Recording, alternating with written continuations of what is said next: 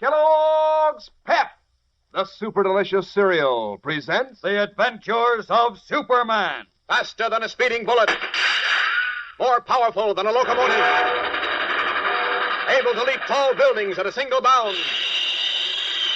Look, up in the sky. It's a bird. It's a plane. It's Superman. Having defeated Superman in a titanic battle, Henry Miller, the Nazi atom man, discovered that the solution of kryptonite in his blood, which enabled him to generate atomic power within his own body, had been exhausted. Aware that a woman known as the Scarlet Widow had stolen the original kryptonite fragment, Miller contacted a sinister fat man named Sidney, who traced the widow to her hideout and demanded that she sell him her last remaining piece of the element. Meanwhile, Jimmy Olsen had been summoned to a small country hospital, where the unconscious Superman, his identity unknown, had been given only a few hours to live. But when Jimmy was led into the room in the hope that he could identify the dying man, Superman had disappeared. As we continue the next morning, Jimmy has returned to Metropolis and is in the office of Editor Perry White at the Daily Planet. Listen. When I got into the room, Mr. White, the man, whoever he was gone. They looked all over the hospital for him and all through the grounds, but they couldn't find him. I thought you said he was unconscious, in a coma. Well, he was. They didn't expect him to live until morning. So how could he just get up and walk out of the hospital? He couldn't. Somebody must have carried him out. Oh, but they couldn't know without being seen. The head nurse's desk is right near the door, and somebody was on duty there all the time. Well, maybe they took him out through the window. Didn't anybody think of that? Well, sure, but the room is on the third floor, and the fire escape is at the other end of the building. Well, they still make ladders, don't they? Huh? Well, sure they do, but who'd go to all that trouble, and why? Henry Miller, of course, or somebody working with him. They found out the fellow wasn't dead, and they were afraid he'd tell who tried to kill him, and maybe what Miller and Teufel were up to, so they took him away. Oh, the poor guy. Miller will certainly finish him this time. Gosh, when I think of those green sparks shooting out of his hand... Oh, stop with those green sparks. It was lightning you saw. Freak storm. No, it wasn't, Chief. I mean, Mr. White. Of course it was. Oh, boy, how I'd like to get my hands on that Miller.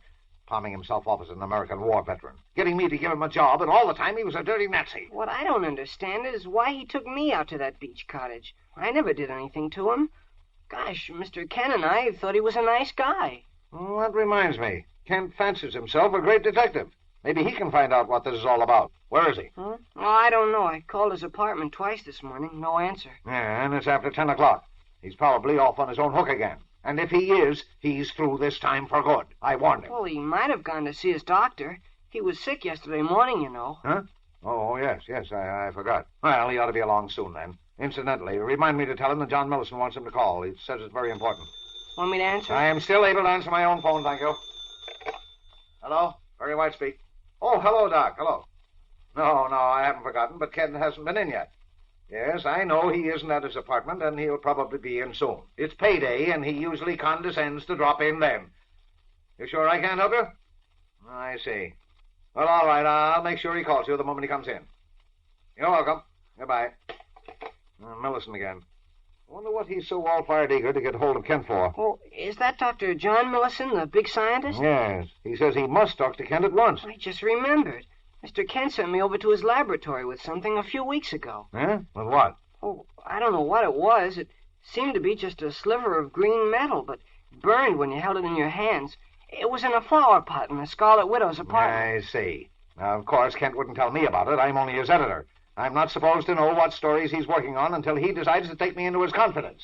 I will... Oh, here's Mr. Kent now. Well, it's about time. What's that outfit you've got on, Kent? Well, what's the idea of the overalls, Mr. Kent? Well, why don't you answer? What are you standing there for? Come in. Yes, all right. Well, come on, explain yourself. Where have you been? And what in tarnation is the idea of dressing up in those dirty overalls? Kent, what's the matter? Grab him, Olsen. He's going to fall. I've got him. Here, sit down in this chair, Mr. Kent. Gosh, what's the matter? What happened? I don't know. Since... You don't know. Olsen, get him a glass of water. Okay. Never mind. Wait, there's water here in my tub. What do you mean you don't know, Mr. Kent? Were you in an accident or something? Accident? Yes. No. Yes, Don't no. bother him yet. Don't bother him. Here, Kent, drink this. Oh. Thanks. Do you feel any better now? Yeah, I feel strange. Strange? Well, how do you mean? I'm weak. I'm tired. I've been walking. walking. Walking? Walking where? I don't know. Just walking. I couldn't get myself up in the air. Huh? Hey, he's out of his mind. We've got to find out what happened to him. Now, come on, Kent. Try to pull yourself together. What happened to you? Where did you get those overalls? From a farmer. Farmer? What farmer? I met him on the road. He gave me a ride. He was a nice man. I had on pajamas. He gave me these overalls. You were on a road somewhere in your pajamas? Good Godfrey. Why? I don't know. I can't remember anything after fight. What? Oh, so that's it. He was in a fight and somebody beat his brains out. He ought to know better. He can't fight. Wait a minute. Couldn't have been in a fight. There isn't a mark on him. Well, that's right. Gosh, what is wrong with him, Chief? He's having a nervous breakdown, that's what. Lois was right. Superman should have left him in that rest home. Yes, Superman. What about Superman? Had to come here and tell you. You have to tell us what? Atom Man. Atom Man? Yes, Miller. I must stop. Eh?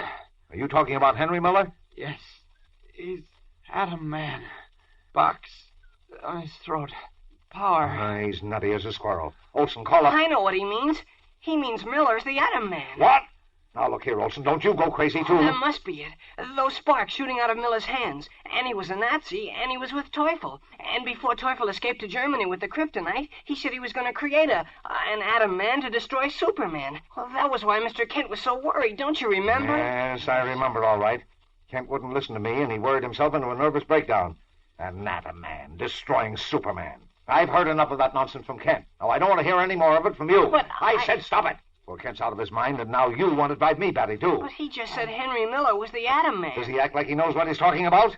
He must have seen a headline about Miller being on that beach with Teufel, and so now he thinks that Miller is an Atom Man. I'm going to take him to my own doctor right now, and then maybe I'll take him to Florida. If he listened to me, he'd gone there last week. There's a box on his throat. Yes. Power. Sure. Now, come on, Kent. Up on your feet, boy. I You come with me, and I'll take care of you. All right. Answer the phone, Olson. And if it's for me, say I'm out. Don't know when I'll be back. Let Lois and Burroughs handle things. Okay. Mr. White's office. Jim Olson speaking. You come along, Kent. I'm here now, and you'll be all right. Oh, hello, Dr. Millison. Mr. Kent? Oh, no, he was in, but he just went out again. He's sick. But he couldn't call you, Dr. Millison. Do I know how to get in touch with Superman? Are you kidding? I mean, excuse me, of course I don't. Yes, I'll tell Mr. Kent as soon as I see him again. Okay, bye. Asking me if I can get in touch with Superman. Huh. Some people must think he works here or something. Replacing the phone, Jimmy Olsen looks anxiously after the dazed, staggering Clark Kent, who is being led away by Perry White. Why is Dr. Millison, the famous scientist who was unable to help Superman defend himself against the power of the Kryptonite, now so eager to contact him? We'll return in a moment for the exciting climax of today's episode. But right now, here's a word from your announcer. You know, gang, that old phrase, as much fun as a barrel of monkeys, is kind of out of date. Nowadays, it's as much fun as a collection of comic buttons. Yes, sir, these new comic buttons that come in packages of Kellogg's Pep are a barrel of fun. There's a doggone smart-looking in the first place, right on the beam. The full-color pictures of your funny sheet favorites stand out like anything against the clear white background. Then there's the kick that you get out of adding another button to your collection and swapping any duplicates with your friends. Thanks to the grand old Kellogg Company, it's easy as 1, 2, 3 to collect all 18 different buttons. All you do is to ask Mom to get you a good supply of that super delicious whole wheat flake cereal, Kellogg's Pep. That's the only way you can get these nifty comic buttons. You don't send in any money, not even a box top. Just look inside the Pep package, and there you are, one of these exciting new comic buttons, or a military insignia or warplane button. Don't forget now, there's a prize for you in every package of P.E.P. Pep, made by Kellogg's of Battle Creek. Now back to the adventures of Superman. Shortly after the dazed Superman in his guise of Clark Kent was led from the Daily Planet by his anxious editor, Sidney, the sinister fat man, wedged himself into a phone booth in a drugstore and made a call. Hello, this is Sidney. Put him on the phone. Hello, this is Miller. Quiet.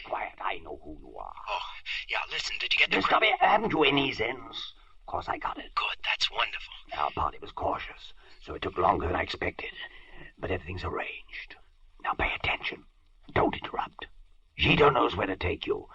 You'll fix your hair and your clothes as he directs before you leave. You understand? Yes. Where are we going to... I said don't interrupt. You have the formula written down. Yes. Well, bring it with you. We'll find out if it works. I'll meet you. That's all. Booms are too small. Extricating himself with difficulty from the phone booth, Sidney waddles through the crowded drugstore to the street, his moonlight face showing no sign of the greedy eagerness in his fat body. For in his overcoat pocket, wrapped in lead foil and clutched tightly in his pudgy hand, is a small piece of green glowing radioactive kryptonite, the deadly element which, when dissolved and injected into Henry Miller's blood, will transform him once more into an atomic monster, able to destroy anything in his path. What will happen? Will Miller's formula, which he says he received from his father, dissolve the kryptonite? And what of Superman escaping death by only a miracle, and now dazed and helpless? Fellows and girls, Monday's episode is tense and exciting, so don't miss it. Tune in, same time, same station, for The Adventures of Superman. Faster than a speeding bullet. More powerful than a locomotive. Able to leap tall buildings at a single bound. Look, up in the sky. It's a bird. It's a plane. It's Superman. Fellows and girls, be sure to follow The Adventures of Superman. Brought to you every day, Monday through Friday. Same time, same station, by the grand old Kellogg Company of Battle Creek. And for other thrilling adventures of Superman, see your local newspaper. Superman is also a copyrighted feature appearing in Superman DC publications. Welcome back. Well, it looks like the Scarlet Widow and Sniggers are set to get away with $3 million and leave the country free and clear. An odd case, I guess, of crime does pay. But a lot of questions in this particular serial. Will Superman come to his senses before Henry Miller gets the kryptonite and goes through the chemical process to get more of it for himself? What does that scientist have? And will barrels of monkeys be replaced as a popular catchphrase? Well, we know the answer to the last one's no.